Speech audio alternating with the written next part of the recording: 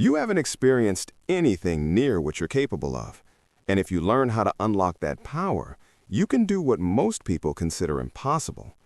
Unfortunately, most people have the idea of success completely backward. They think they need to grind for 12 hours a day like their favorite entrepreneur to see any form of result. The reality is, you have responsibilities. I get it. Some of you can't just magically scrape back time. You may have a job, kids, spouse. Those things are important, meaning you probably have 1 hour a day you can put toward a better future. And that's a great thing, because you can drastically change your life in 365 hours. 1 hour a day, one meaningful project, one vision for your future. If you can spend 8 hours building someone else's dreams, you can spend 1 hour building your own. And if you have more time to spare, even better. But do not think that you need more time. You need a deep sense of clarity that allows you to make the most of the time you currently have. And you need to feel like your efforts are making a difference in your life. A pattern I've noticed in successful creatives and CEOs that didn't sacrifice their life for success is that they physically worked very little, yet people see them as hard workers. Mentally, they were always thinking, plotting, and scheming. They worked in their mind. And once they were clear on their idea, they executed with speed that others couldn't compete with. Productivity is like fitness, and you wouldn't train 8 hours a day with no food or sleep and expect to make progress. The same applies to the mind. With that, there are 3 types of work. Building, intense bursts of deep work to bring a project to life, like a product, service, or brand. Maintenance, consistent and often repetitive work that you've systemized to keep what you built alive, like marketing or customer service. Recovery, subconscious work that almost everyone ignores. The rest, leisure, and lack of narrow-focused stress that allows breakthrough ideas to form the future of your work.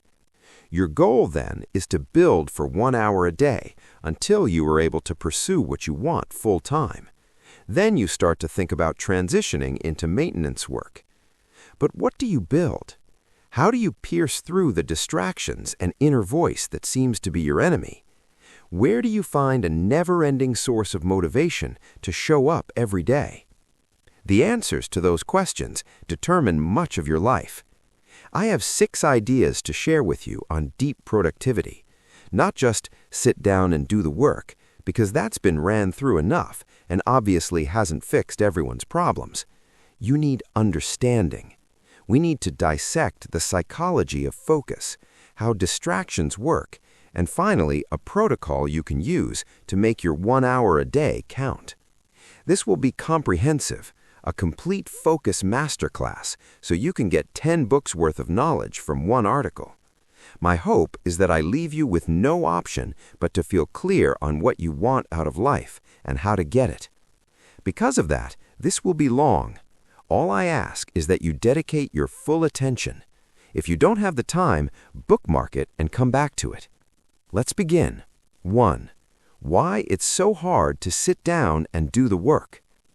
The optimal state of inner experience is one in which there is order in consciousness. This happens when psychic energy, or attention, is invested in realistic goals, and when skills match the opportunities for action. The pursuit of a goal brings order in awareness, because a person must concentrate attention on the task at hand and momentarily forget everything else. Mihaly Csikszentmihalyi. Your mind is a supercomputer running the game of life. Your attention, an incredibly scarce resource, is the RAM. RAM, for the non-technical, means random access memory. It determines the performance of the computer. The more programs and website tabs you have open, the slower your computer will be. The mind works the same way, but there's one major caveat. You have a threshold for how much your mind can process. Humans can process around 50 bits of conscious information per second. The unconscious mind can manage about 11 million bits per second. This is for things like walking, sensing, accessing stored habits or patterns, but that's aside the point. In other words, when you add it up, you have about 125 billion bits of information to use up in your lifetime.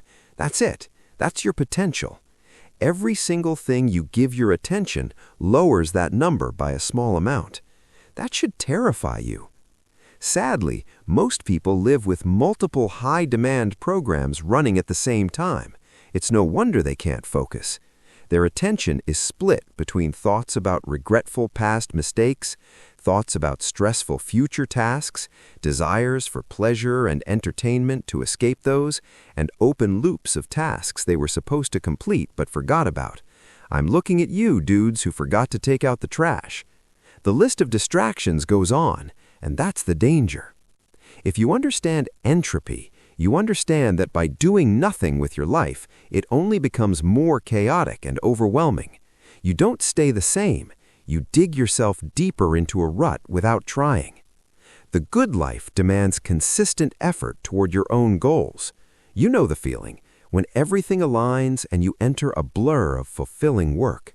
I want to show you how to replicate it. Entropy, for those wondering, is one of the most fundamental principles in physics. The simple version is that there are vastly more ways for things to be disorganized than organized, so systems naturally tend toward messier and often more chaotic states. Energy needs to be put into keeping things ordered.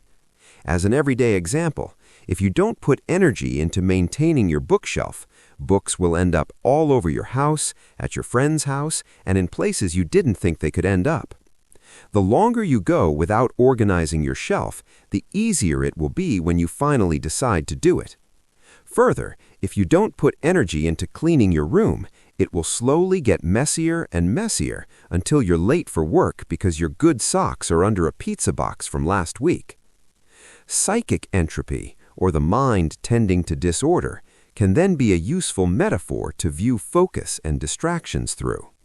This can be useful for creativity, as we will learn when we talk about a better type of routine, but when it comes to focused work, it's obvious why you can't laser in on one thing.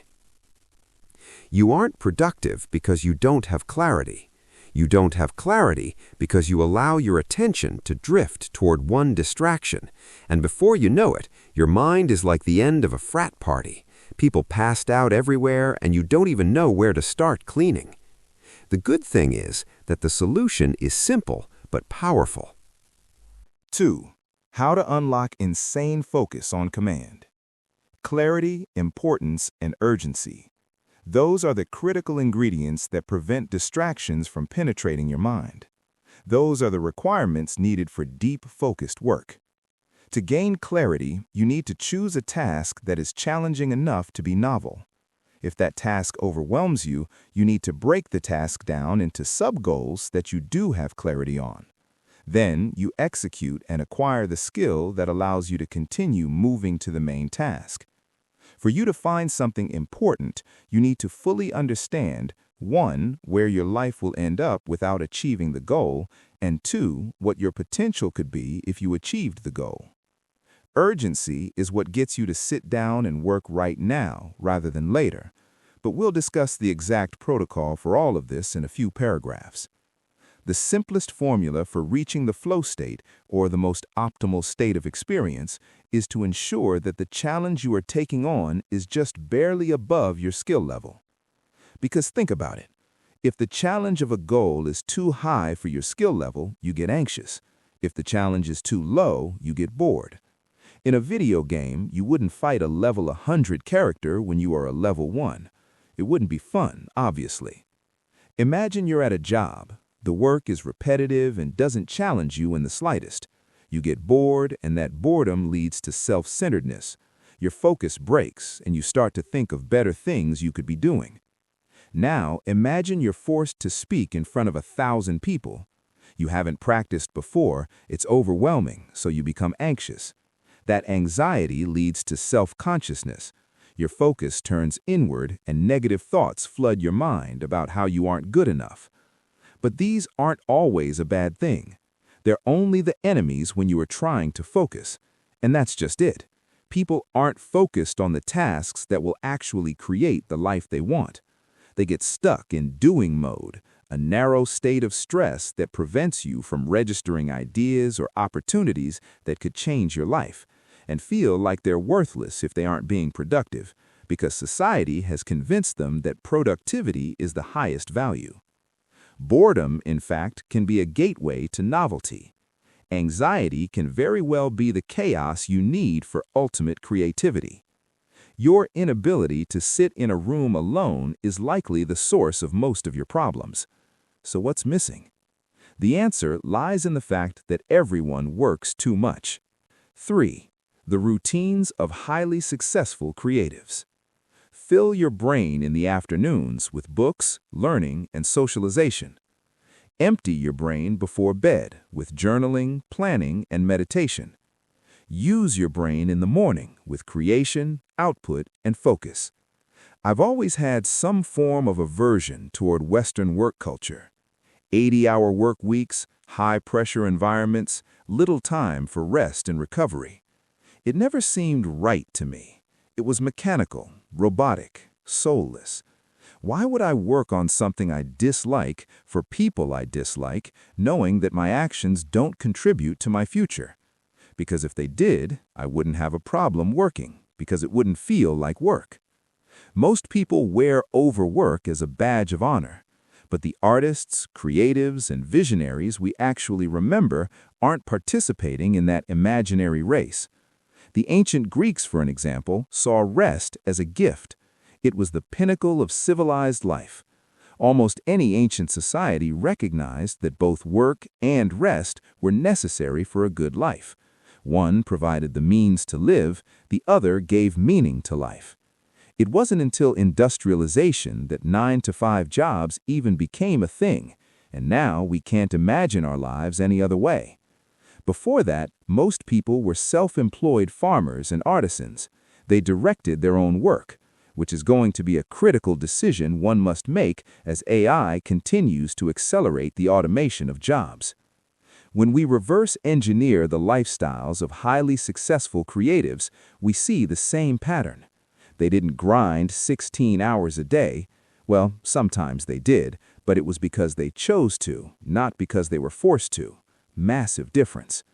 In fact, most of their time was spent in leisure, yet they contributed some of the most important ideas to society that have impacted our lives today. They lounged by the pool, played tennis, or paced the grounds of the Apple campus because they were one of the few people who realized what happens in the brain while at rest. That's when their best work was done. By the way, when I say rest, I don't mean bubble baths and wine. Most people use cheap pleasures as an escape from the life they hate and call it rest. Rest occurs when focus shifts inward. When you stop focusing on external tasks, your brain automatically shifts into the default mode network, which connects regions of the brain associated with visual thinking and creativity. The interesting thing is, our brains don't use much less energy in this mode, meaning while you are at rest, your brain is still at work, and it is working quite hard. This is the secret of successful creatives. They take their rest because society isn't going to give it to them, and their brain lights up with ideas that they can quickly jot down. Then, when it's time for a deep focus session, they bring those ideas to life by applying them to a meaningful project that leads to the future they desire. With that, the best daily routine does not come from the latest podcast you listen to. It comes from 3 activities. 1 that fills your mind. You need education, ideas, and novel resources you can apply toward your goals. This leads to intrinsic motivation. 1 that empties your mind. You don't want to be trapped in a chaotic bubble of thoughts and useful ideas. That's exactly how you make zero progress. Write things down. 1 that uses your mind. You need a vessel to focus your efforts. A project, a business, something of your own that you can apply your education and ideas to. We will discuss the last one so you can get into a state of deep, focused work. But for now, I have your permission to rest, because that is what makes your work impactful. Go on a walk. Drive up to the woods for a day. Pull out a notebook and imagine a better future. Of course, this all sounds cute, but it still doesn't help the people who don't know what to do. And it especially doesn't help the people who don't have the motivation to step into a new life. 4. You need to be extreme if you want your life to change. There are few moments in my life that I remember vividly. They always followed the same pattern. First, I felt a sense of tension with the lack of progress I was making. I knew something had to change. Second, that tension became unbearable. I knew that I was letting my future self down.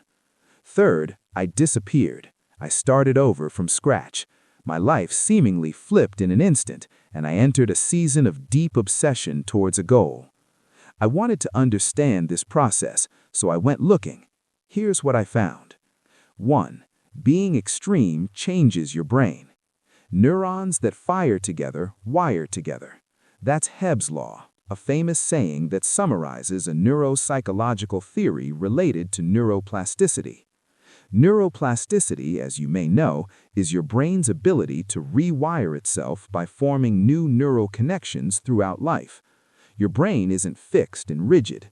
It can adapt, learn, and change based on your experiences, thoughts, and actions. Being extreme about changing your life helps quicken this process. People scream about how consistency is key, which is true due to repetition reinforcing neural pathways through consistent effort, but we can take it a step further. Novelty and challenge stimulate neuroplasticity even more.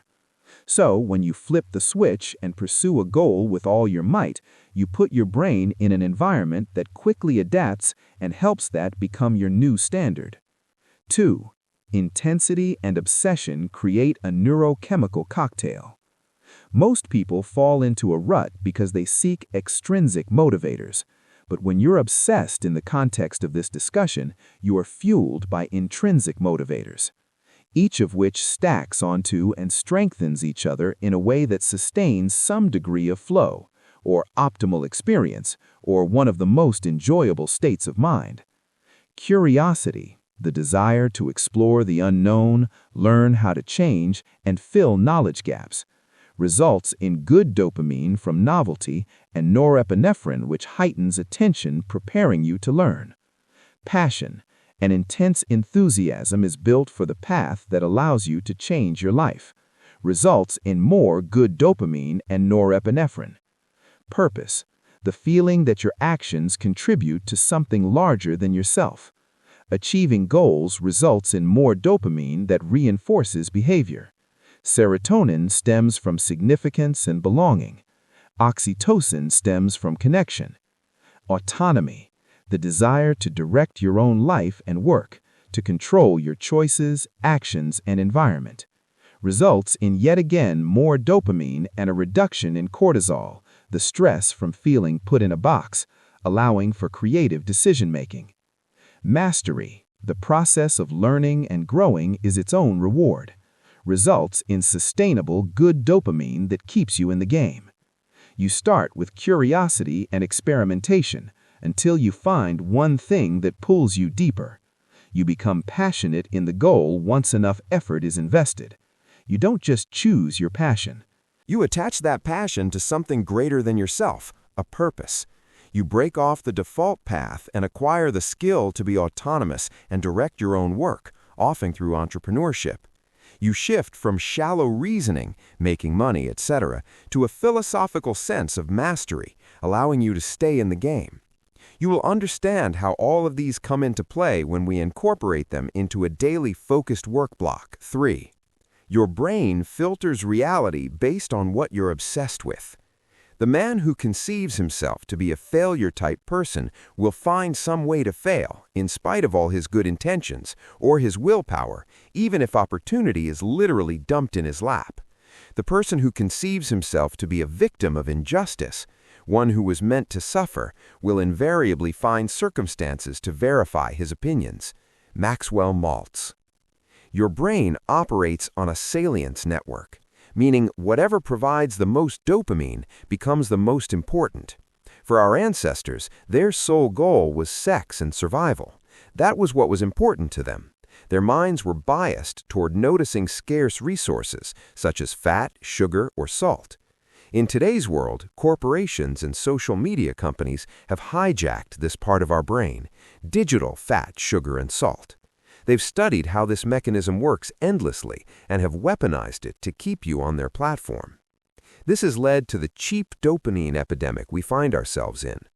Our brain used to point out resources that would allow us to survive and thrive, but now there are so many distractions that we get trapped in this overwhelming bubble of nothingness. Our lives only become substantially worse unless we rip the Band-Aid off and laser in on a goal we choose for ourselves. Then, when you are obsessed with that goal, your mind starts to heal, and your newfound curiosity will guide you toward the knowledge, skills, and actions required for your unique form of success. That leads us into how to structure your life to maximize this effect. V. The deep work routine that changed my life. You need a routine, and if you think you don't, you may not realize that you already have a routine that you didn't create. Your parents, teachers, employers, and society did. Or your routine is not having a routine, which is still a routine. But we don't just want any old routine. We want to ensure that what you are working on moves the needle toward the life you want, especially if you only have 1 hour to spare. The protocol below will help you determine what is worth that 1 hour of your time. Other than that, I would highly encourage you to take intentional rest throughout your days. Personally, I structure my days as a priority ladder. I write first thing in the morning, as that is my highest leverage task. In my businesses, I'm the distribution guy. The success of the company is dependent on how well my writing does. One post can reach millions, which is an absurd amount of leverage. Of course, that doesn't happen every time. For other people, especially if they haven't started on their own path, building the product could be the most important task to spend their 1 hour on. Then, once it's built, remember that there are 3 types of work: building, maintenance, and recovery. They can start to shift their priorities around. I tend to structure my work blocks in 2 ways: productivity blocks and creativity blocks, 2 completely different modes of focus, one narrow, one open. I work on the highest priority task for block 1 first thing in the morning, then I go on a walk as a creativity block. Remember the default mode network in the brain. On that walk, sometimes I read, sometimes I think, other times I try to solve a problem. Then I repeat the process for a few more rounds until that day's work is done. That acts as a hard stop for thinking about work, allowing my mind to do what it does best. With that out of the way, here's the protocol to launch into a season of intense progress toward your goals. 1. Vision and anti-vision. Become brutally aware of 2 things: what you don't want and where you will end up if you keep taking the same actions. Observe the masses and see where mindless action leads. It's not pretty. Sit with your thoughts here. It's easier to know what you don't want from experience than what you want from imagination. So create an anti-vision for your future. Sit with a notebook and get specific. Write out every single thing that you don't want and why. You should feel this deep sense of discomfort start to do it. Do not stop writing until you feel this discomfort. With that discomfort, get petty, like really petty. Write down exactly what your life would look like if you were able to create it from scratch. Think of the big goals you've always thought of achieving, but set on the bookshelf because they're not rational. If your friends and family think you wouldn't achieve these things, even better. In that same notebook from above, write out exactly what you were going to do to achieve those things. Write down every little thing you will need to learn. From the top down, your ideal future to the exact step you must take. Map out what needs to be done. The last thing you're going to write down is all of the potential distractions standing in the way of the life you want. Success is less about being disciplined and more about removing the distractions that make discipline difficult. Next, disappear. Not from life, but from what is binding you to your old ways. These can be people, games, apps. It's easier to remove everything at once and deal with the pain than it is to tell everyone your plans and listen to their crab-in-a-bucket opinions. In other words, break your addiction with feeling horrible. usually due to giving time and energy to people, activities, and things that don't care for your well-being. You don't need to explain yourself. 2. Create a hierarchy of goals. The mind craves order. You need to create a new mental frame that you can tap into at any time. And remember, you need to put energy into the system that will create the life you want, or else your mind will slowly become more disordered and chaotic, whether you like it or not. That's what we're doing here. We're creating an impenetrable frame. We're not setting goals in hopes that we achieve them. Big goals are for direction. Small goals are for clarity. You are simply making an educated guess at the path you need to take. When it comes to actually moving along that path, you will need to adapt in real time, which is what we will learn last. You don't need endless motivation when the task in front of you is so stupidly simple that you can't help but complete it. Break down your vision into small pieces. Create a 10-year goal, then a 1-year goal, then a 1-month goal, then a week goal. But now we need something worth working on. That is arguably the missing piece from most people's lives. 4. Project-based learning.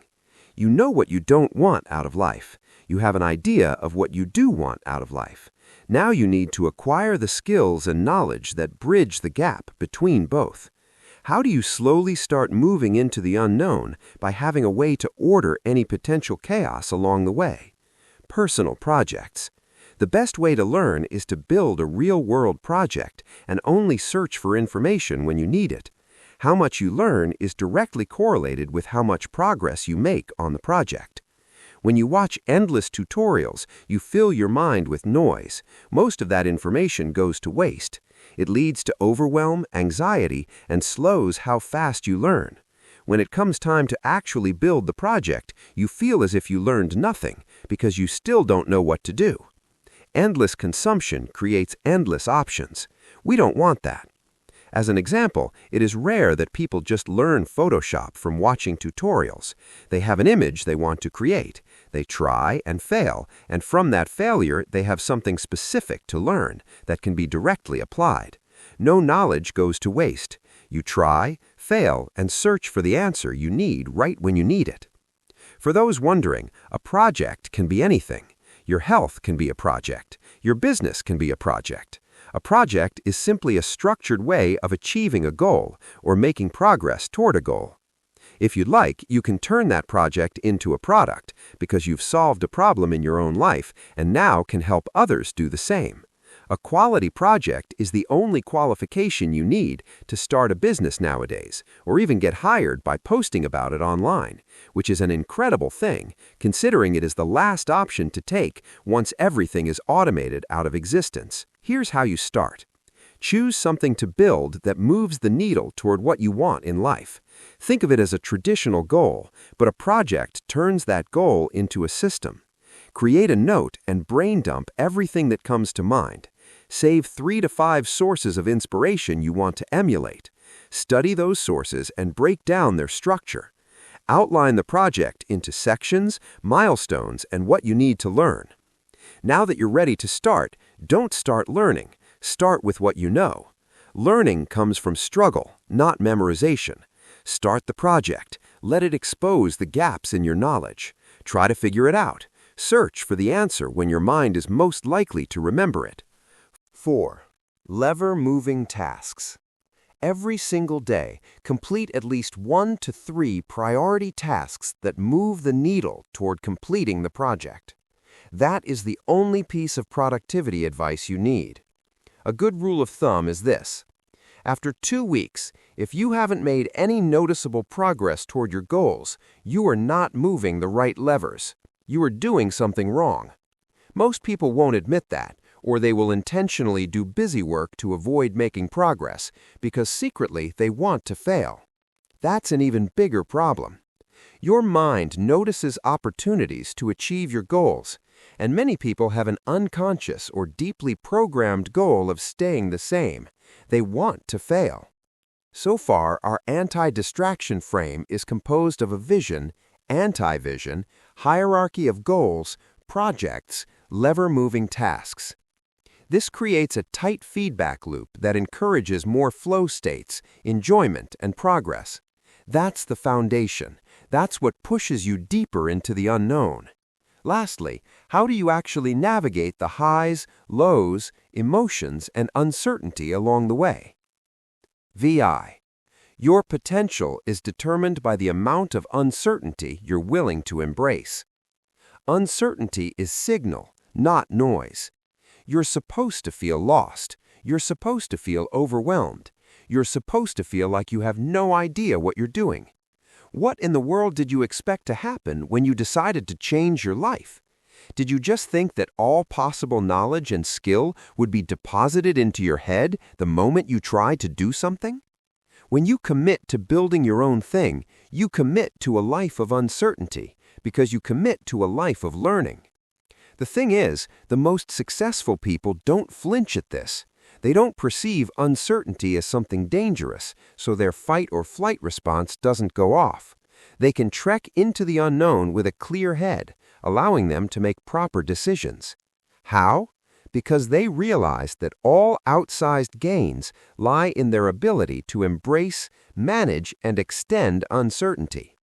They realize that the certain life is the least rewarding. A job is certain. Your paycheck reflects that.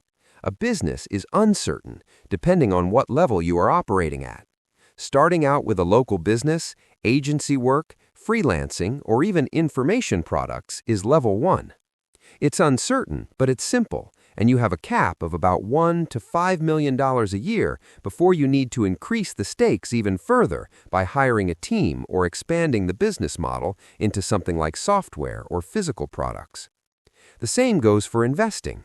You can invest your savings in a certain 401k. That's level 1. You can invest in the stock market. That's level 2. You can invest in businesses, Bitcoin, or even more uncertain assets. Naturally, those have the highest returns on investment, but also the highest risk. People are so afraid of making mistakes that they make the biggest mistake of them all, not making mistakes. Imagine a self-driving car. For years, it has received negative feedback that refines the system that shapes the mind of the car. It can navigate roads with ease and may be arguably safer than a human driving the car.